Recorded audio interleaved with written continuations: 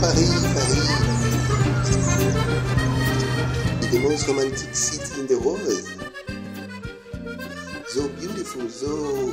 And there was an incident there this morning that involved a man, we believe, with a knife. He attacked several people. Flames brought down the spire and much of the roof at Notre Dame Cathedral What yesterday. are you doing? Yellow vest protests in France marking the first anniversary of the anti-government movement turned to violence on Saturday.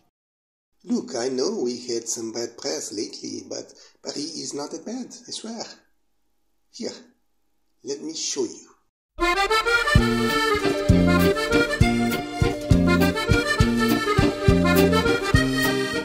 You have a license? Yeah, I've been to Paris recently and it was a very interesting visit. When I arrived in the end of December, the main news on TV was about a retired railway employee, no ethnicity or identity was provided by the media, who had shot a Kurdish cultural center and killed 3 Kurds. Then, over the next few days, the local Kurds in Paris protested and destroyed shops and burned cars. But outside of the media, none of that confusion was apparent in the city, at least not in its more fashionable, touristy arrondissements. Tourists are still flocking around the Eiffel Tower and the popular central neighborhoods. There are very long lines to visit the Musée d'Orsay. But the city has changed in other more distant and less touristy neighborhoods. In some places, you see only people of immigrant origin, mostly from Africa and the Middle East. The streets do not feel dangerous, however. If it was an American city or even South America, you'd be worried that you wouldn't get to the end of the street.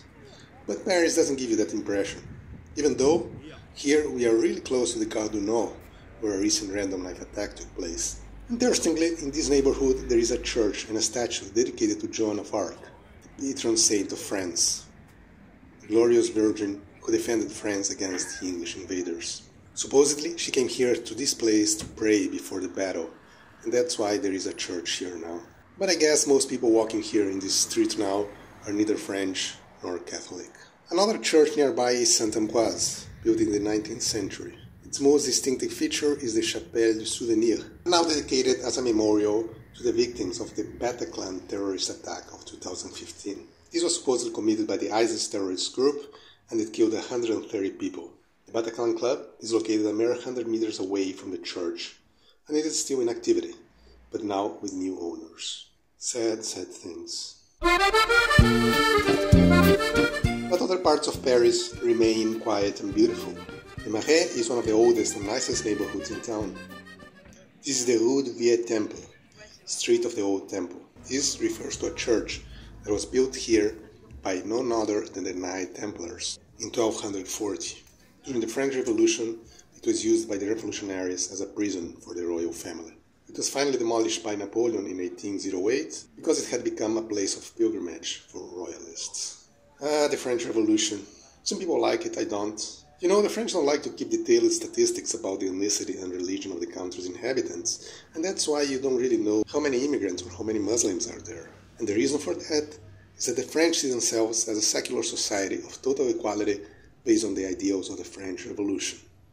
You know, that liberty-inspiring bloodbath. So in some ways, it is fitting and adequate that France, of all countries, would become one of the topmost multicultural and globalized nations in the world.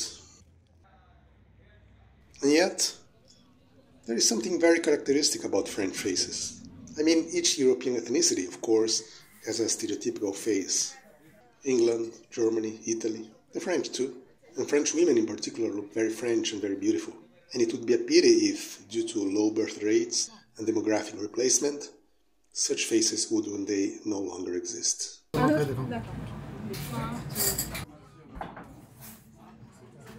Will the great replacement change the face of Paris forever? What sort of stupid question is that? Are you blind? Oh, monsieur, mademoiselle, madame, merci beaucoup for your visit.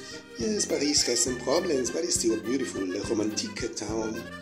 Please come visit us again. Merci, merci. Au revoir, mes amis. Au revoir.